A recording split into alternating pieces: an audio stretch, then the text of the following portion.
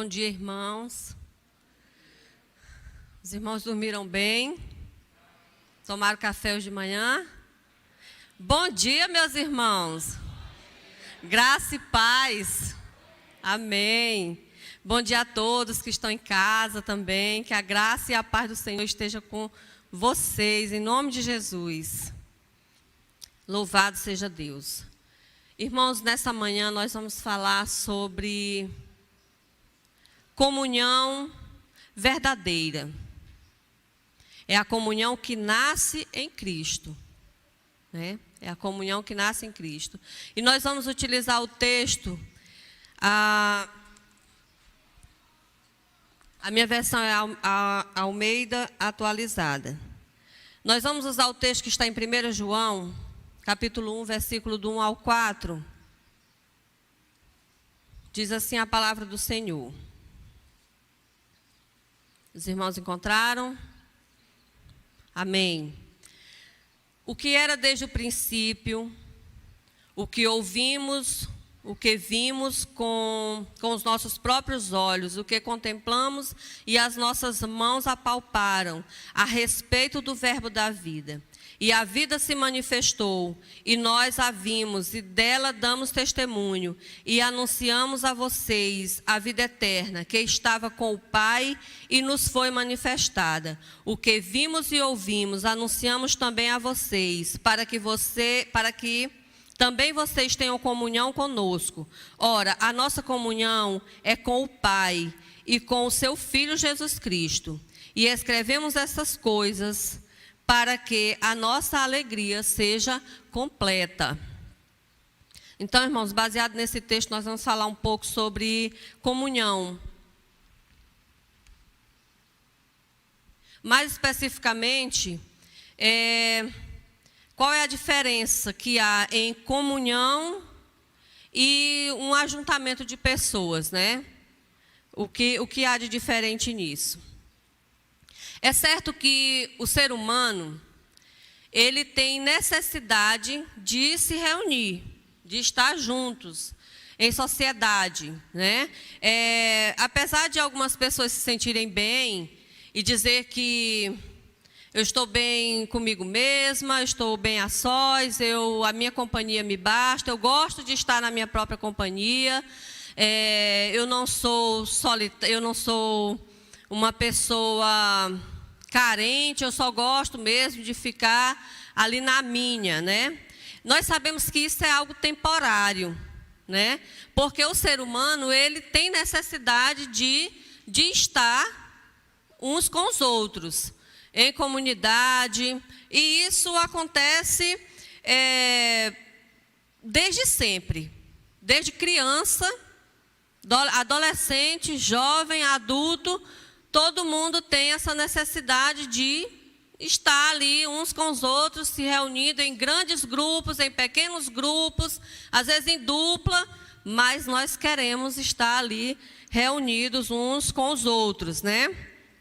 E a gente vê isso no mundo que a gente vive, as pessoas se reúnem nos bares, nos restaurantes, as pessoas se reúnem nas praças, vão para as lanchonetes, enfim, as pessoas gostam de estar reunidos nos clubes, campo de futebol, na igreja, as pessoas se reúnem também, trabalho, grupos de trabalho, a pessoa está ali sempre se reunindo em grupo, certo? E nós temos essa marca, né, de vida social, de estarmos sempre juntos. E nós sempre nós queremos um amigo, né, nós queremos um confidente, nós queremos constituir família, né, casar, ter filhos, enfim. Essa é uma característica do ser humano, de querer estar juntos, reunidos, ali é uma característica do ser humano.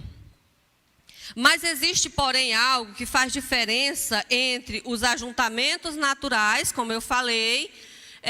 Esses ajuntamentos naturais está em certos lugares, no restaurante, está na reunião de trabalho, no cinema, Isso aí nós chamamos de ajuntamentos naturais. Existe uma diferença entre os ajuntamentos naturais e a comunhão verdadeira, né? Que é diferente uma coisa da outra. E nós vamos ver que diferença é essa. Qual é essa diferença? Né? Que diferença há? O texto básico, né? O irmão pode colocar aí para a gente, 1 João, do 1, a partir do versículo 1 até o 4. O texto básico dessa lição, ele vai nos ensinar que a comunhão verdadeira é resultado de um encontro pessoal com Jesus. Aí está a diferença entre um ajuntamento natural e a comunhão verdadeira, né? Aquele grupo, aquelas pessoas, elas tiveram um encontro pessoal com Jesus, certo?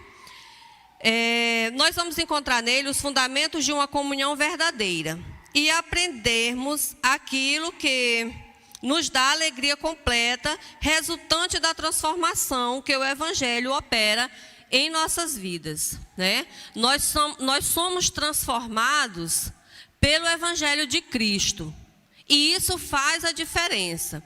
O versículo 1 João diz assim: o que era desde o princípio, o que ouvimos, o que vimos com os nossos próprios olhos, o que contemplamos e as nossas mãos apalparam a respeito do verbo da vida. O versículo 1 nos dá aqui uma direção clara sobre essa diferença aqui.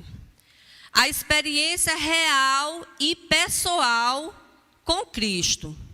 Nesse versículo 1, ele coloca aqui o que ouvimos, o que vimos com os nossos próprios olhos, o que contemplamos e as nossas mãos apalparam, né? Então dá para ver que João, ele fala aqui, começa nesse versículo falando de uma experiência que ele tinha com Jesus.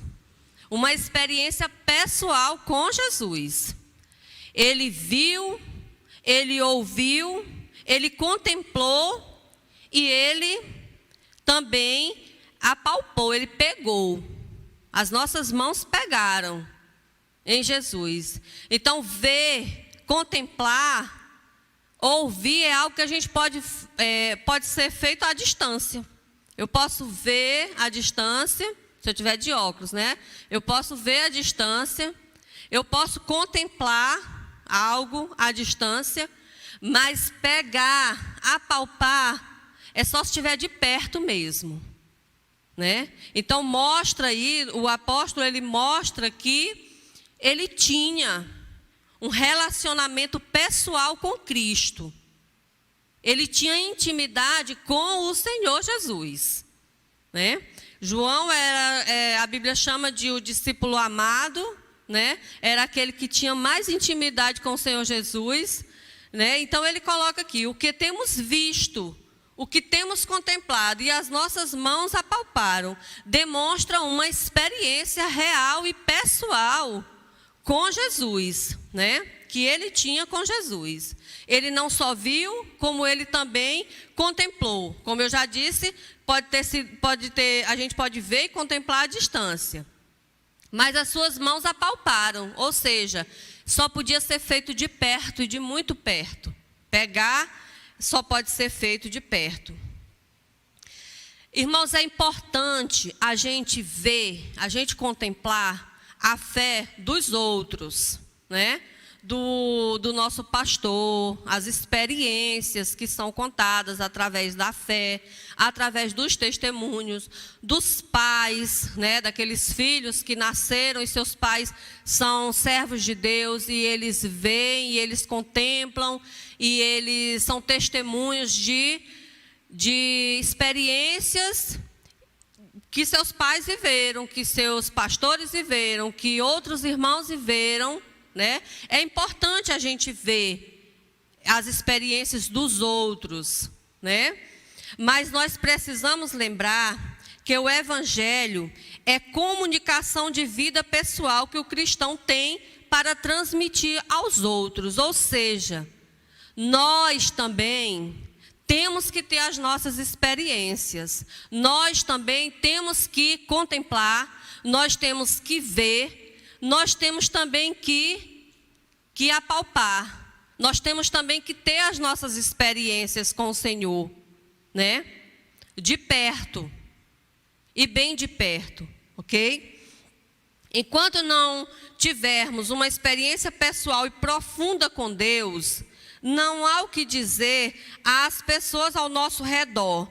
Não há comunhão verdadeira para ser compartilhada, né? Como é que eu posso compartilhar uma experiência com Jesus? Como é que eu posso testemunhar algo a respeito da minha intimidade com o Senhor, se eu não vivo, se eu não tenho essa intimidade com o Senhor? Não tenho como compartilhar. Eu posso compartilhar as experiências dos outros. Eu posso relatar experiências de homens da Bíblia, de mulheres da Bíblia, de pessoas que eu conheço, mas eu não tenho experiência pessoal. Então, eu não tenho como compartilhar uma experiência que não existe, uma experiência que eu não tive. Esse encontro com Jesus, essa intimidade com o Senhor, esse viver de perto com Jesus, deve existir com todo cristão, com todo filho de Deus, né? Então, nós precisamos dessa experiência real, dessa experiência pessoal, para que haja essa comunhão, para que possamos compartilhar com outras pessoas, não só com os irmãos, não só com os de casa, mas com os de fora também. Porque o nosso testemunho, as nossas experiências, o nosso viver, ele vai servir de norte para outras pessoas. As pessoas vão ver e vão saber que há Cristo em nós, que nós temos Cristo e que isso é real. Não é algo fictício, não é uma fábula. Jesus não é um personagem de uma história de ficção. Jesus é real. Jesus é real, é Filho de Deus. É nosso Salvador, morreu na cruz do Calvário, mas ressuscitou ao terceiro dia.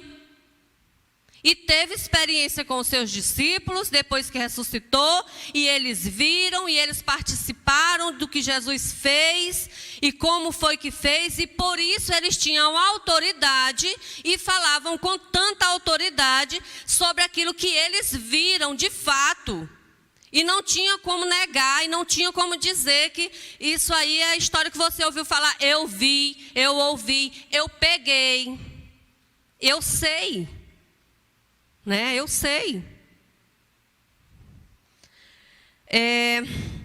Uma pergunta para a gente refletir, né? Para nós refletirmos. Você já teve um encontro pessoal e profundo com Deus? Algo real que você pode comunicar aos seus vizinhos, colegas, parentes e amigos?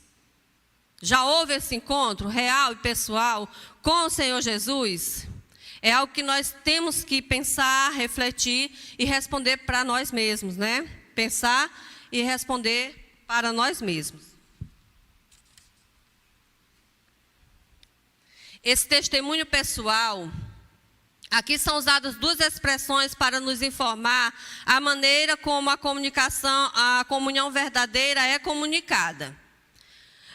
No verso 2 desse texto aí, diz assim: e a vida se manifestou e nós a vimos, e dela damos testemunhos, e anunciamos a vocês a vida eterna, que estava com o Pai e nos foi manifestada. Ok?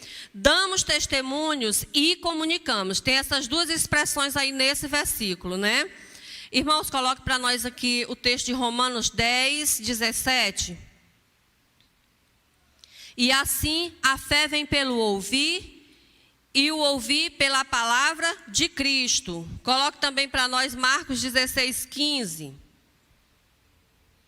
E disse-lhes: vão por todo o mundo, preguem o evangelho a toda criatura.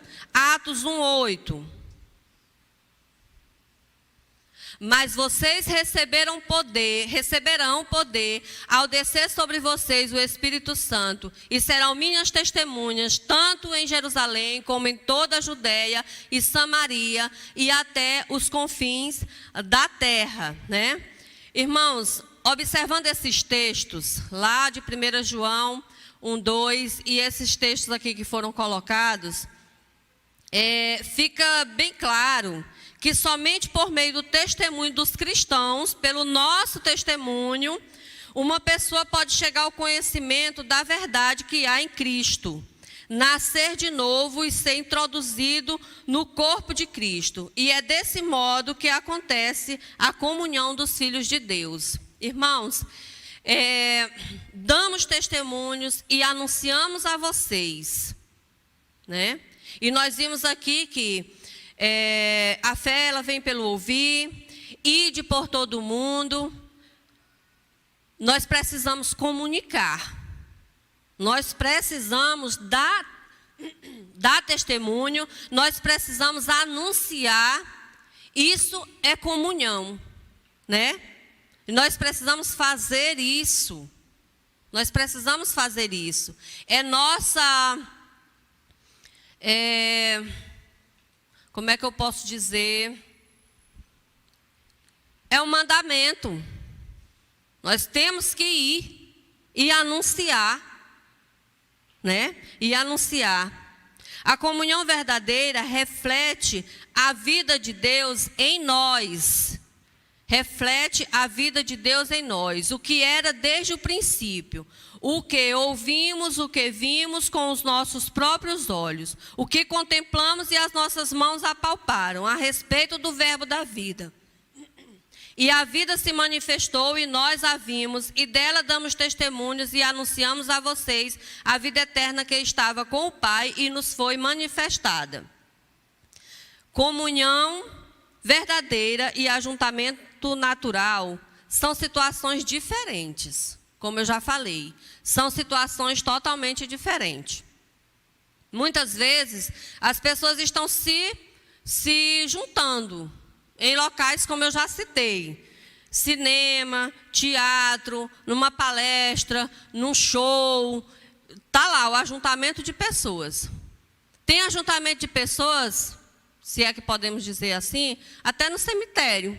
Está lá, aquele monte de corpo enterrado, tudo no mesmo lugar. Ali é um ajuntamento que não reflete vida, né? Que não é vida, que não há vida ali, né? É só um ajuntamento, né? Então, essa questão de comunhão verdadeira e ajuntamento natural são situações totalmente diferentes. A presença de Deus e a comunhão verdadeira combina a interação social e espiritual, e assim se torna possível somente através de um relacionamento vivo com Cristo. Obrigada, meu amor.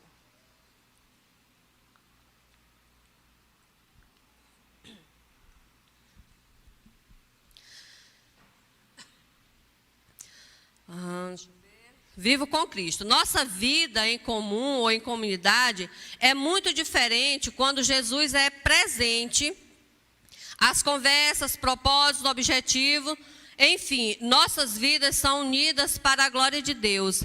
Qual é o objetivo de um ajuntamento de pessoas qualquer, em um lugar qualquer, quando elas não têm comunhão com Deus, quando elas não têm comunhão com o Senhor Jesus, quando elas não são pessoas cristãs, né? É um objetivo qualquer. Vamos participar de uma palestra de trabalho, vamos assistir uma peça teatral, vamos para um show X, vamos para um cinema assistir um filme que foi lançado, vamos, enfim. Ou às vezes a gente se reúne, senta em volta do nada ali, e as conversas não são edificantes. E aí você começa a perceber que não há edificação, que não há, às vezes há até muita confusão nesses ajuntamentos, né? Quando a nossa vida, quando nós temos Jesus na nossa vida, quando nós somos servos de Deus, filhos de Deus, o nosso ajuntamento torna-se comunhão, porque os objetivos são claros e visíveis. Nós nos reunimos, por exemplo, a Igreja de Cristo se reúne no templo, no domingo de manhã, para louvarmos ao Senhor, para ouvirmos da sua palavra, para sermos edificados pelo poder que há na palavra do Senhor Jesus. Nós viemos adorar ao Senhor, nós vivemos para o louvor da glória de Deus, então não vamos falar qualquer coisa, fazer qualquer coisa ou agir de qualquer forma, porque o nosso objetivo é viver como Jesus viveu, é fazer a vontade do Senhor, é sermos luz por onde formos. Então, a diferença está aí. Quem são as pessoas do ajuntamento? E qual é o objetivo ali existente? Onde há um ajuntamento de pessoas que têm o temor de Deus, fica claro a diferença de um ajuntamento de pessoas com o temor do Senhor e de um ajuntamento de pessoas sem o temor do Senhor. E aí fica claro o que é comunhão e o que não é comunhão verdadeira. A comunhão verdadeira produz alegria. Antes disso, nós vamos falar bem aqui sobre algo que é muito recorrente, né? Há irmãos que reclamam da falta de comunhão na igreja, mas não percebe a necessidade da comunhão primeiramente com Deus. É muito comum a gente ouvir e ver pessoas que reclamam da falta de comunhão na igreja, entre os irmãos, da falta de comunhão. Mas às vezes a pessoa não percebe que está faltando comunhão com Deus. Irmão, bote bem aí para nós, 1 João 4:2.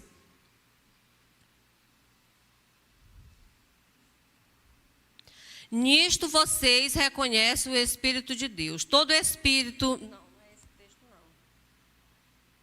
4, pera bem.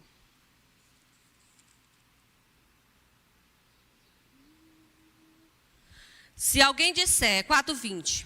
Se alguém disser, ama a Deus, mas odiar o seu irmão, esse é mentiroso, pois quem não ama o seu irmão a quem vê, não pode amar a Deus a quem não vê.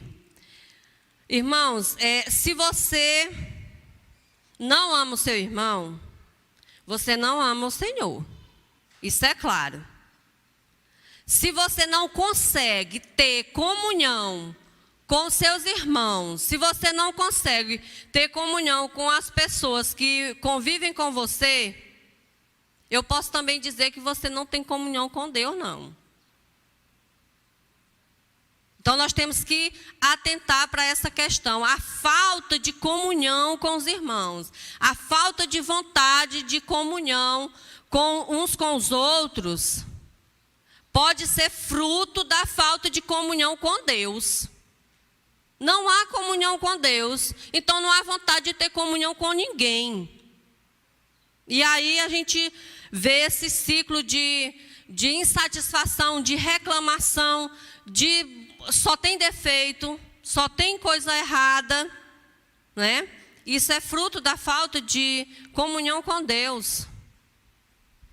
A comunhão verdadeira produz alegria. Muitas pessoas acham que o cristão não tem alegria, que sua vida é sem graça nenhuma. Se converteu, morreu, a vida acabou, não tem mais graça, o cristão é triste, o cristão é sofrido, o cristão não pode nada, não pode mais nada. E isso não é verdade, isso não é verdade. Parece que nada mais é permitido, nem sorrir mais é permitido. Parece que o crente, o cristão, o filho de Deus não pode mais nem sorrir alto, né? Isso não é verdade. O que há é uma diferença entre a alegria do cristão, que vem de Deus, e a alegria resultante do pecado. Aí existe uma diferença. Essa alegria que muitas vezes as pessoas acham que o cristão não tem, é uma alegria que é resultante da vida pecaminosa. E que essa o cristão realmente não tem e não deve mais ter, né? Porque se ele é filho de Deus, restaurado, regenerado, nova criatura, não deve mais ter essa alegria realmente. Mas nós temos alegria, a nossa alegria ela vem de Deus e ela independe das circunstâncias. Às vezes as pessoas nem entendem, o negócio está difícil e a gente está ali sorrindo porque aprendemos a confiar no Senhor. Aprendemos a saber que não estamos jogados ao acaso. Nós estamos nas mãos de Deus. E Deus, Ele cuida de nós. Apesar de muitas vezes a gente ver dia após dia as coisas, parece que não está acontecendo nada. Mas o cristão, ele tem que saber que o Senhor está no controle de todas as coisas. Não somos frutos do acaso, somos filhos de Deus. E estamos nas mãos do Senhor. E nada que acontece na nossa vida é por acaso ou de qualquer jeito. O Senhor tem propósito em tudo em nossas vidas. Mesmo que a gente não esteja contemplando ali, não esteja entendendo, vamos confiar em Deus, porque Deus é digno de confiança. Ele nunca falhou e Ele nunca vai falhar. Jamais Ele vai falhar. Através dos séculos e dos séculos, em tudo o Senhor, Ele teve propósito e Ele tem e Ele sempre vai ter. Ele não é um Deus que se engana ou que é de qualquer jeito, não. O nosso Deus, Ele sabe tudo. Bem direitinho Ele sabe. Nós é que não sabemos.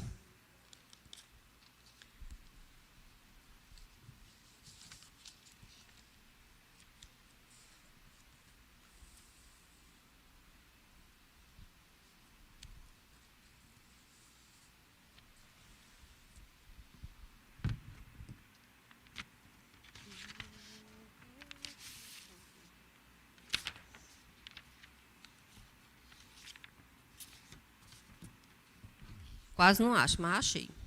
Está aqui. Percebe-se facilmente essa alegria, essa diferença dessa alegria entre aqueles que têm uma alegria que é resultante de uma vida pecaminosa e aqueles que têm uma alegria que é resultante do amor de Deus.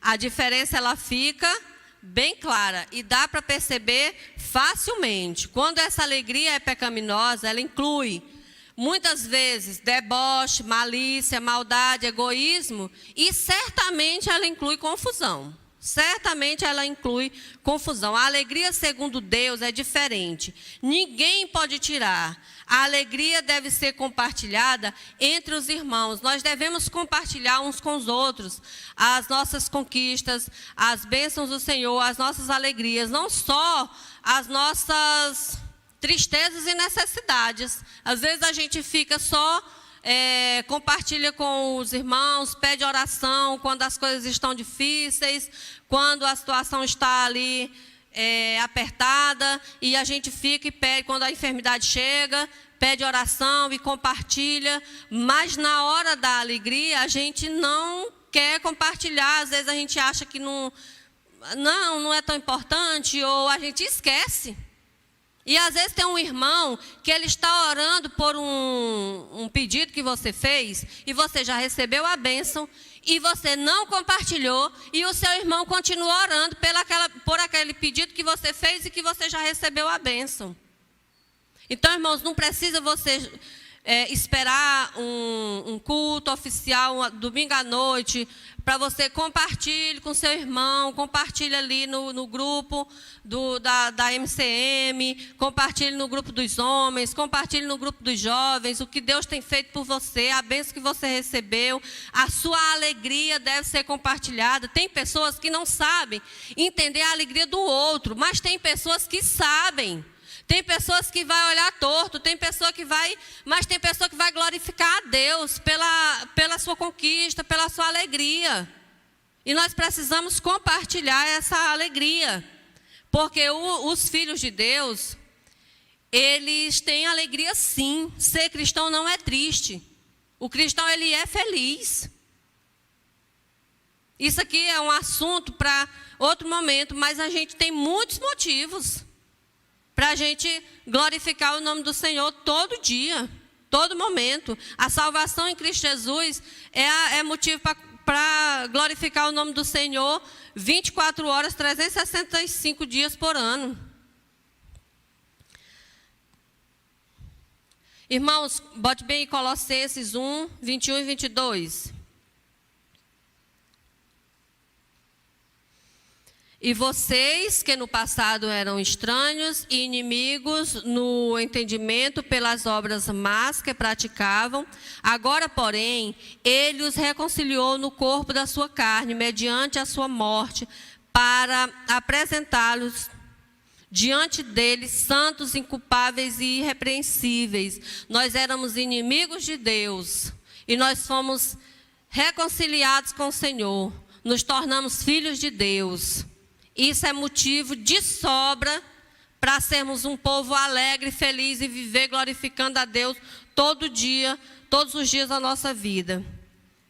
Quanto mais abundante nossa vida com Cristo, mais alegria temos em viver para a glória de Deus. Quanto mais comunhão temos com o Senhor, mais alegria temos, mais motivos temos para glorificar ao Senhor, para vivermos uma vida abundante com o Senhor. E isso independe do tanto de dinheiro que eu tenho na conta, do tanto de roupa que eu tenho para vestir, do tanto de comida que eu tenho para comer. Isso independe. Isso independe disso, né? Nós temos uma vida com Cristo.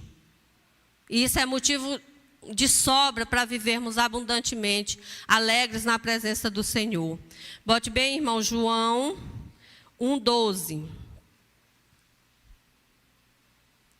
Mas a todos quantos o receberam, deu-lhes o poder de serem feitos filhos de Deus, a saber, os que creram no seu nome. Para concluir, irmãos, esse texto da palavra de Deus está lá no Evangelho de João, diz: mas a todos quanto receberam, deu-lhes o poder de serem feitos filhos de Deus. Todo aquele que entregou a vida para Jesus, tornou-se filho de Deus. Todo aquele que entregou a vida para Jesus, creu no Senhor Jesus, em tudo que Ele fez, na sua obra completa, tornou-se filho de Deus. Somos cristãos, filhos do mesmo Pai. Somos irmãos em Cristo. Nós pertencemos à mesma família. E nós precisamos entender isso e viver de forma alegre e vivermos em comunhão uns com os outros. Irmãos, aqui no templo onde a igreja se reúne, não há um ajuntamento natural de pessoas. Aqui no templo há comunhão, porque aqui no templo há pessoas regeneradas. Aqui no templo há pessoas que creram no Senhor Jesus. Aqui no templo há filhos de Deus, pessoas que fazem parte da família de Deus. Aqui, a igreja de Deus se reúne para adorá-lo e não simplesmente para se reunir ou para passear, porque aqui não é uma praça. Aqui é um lugar de adoração, né? E temos que ter a alegria de vir para o templo. O salmista diz lá em Salmo 122, alegrei-me quando me disseram, vamos à casa do Senhor. Temos tido alegria em vir para a casa do Senhor? Ou temos tido peso em vir para a casa do Senhor? É um peso, é um fardo, é uma conveniência, é uma obrigação? Ou é uma alegria vir à casa do Senhor, estar em comunhão com os irmãos? Precisamos refletir, irmãos, porque se não temos alegria em nos reunir com os nossos irmãos, filhos do mesmo Pai, somos membros da mesma família, se não temos tido essa alegria, tem algo errado em nós. Precisamos colocar a nossa vida diante do Senhor e pedir que o Senhor fale conosco. para que essa alegria seja restabelecida, para que haja novamente essa alegria de estar com os irmãos, porque se não temos alegria de estar com os irmãos, será que temos tido a alegria de estar na presença do Senhor também? Né? Que o Senhor nos ajude a vivermos em comunhão, primeiramente com Ele, com o Senhor, com o nosso Pai, para podermos ter comunhão e alegria com os irmãos.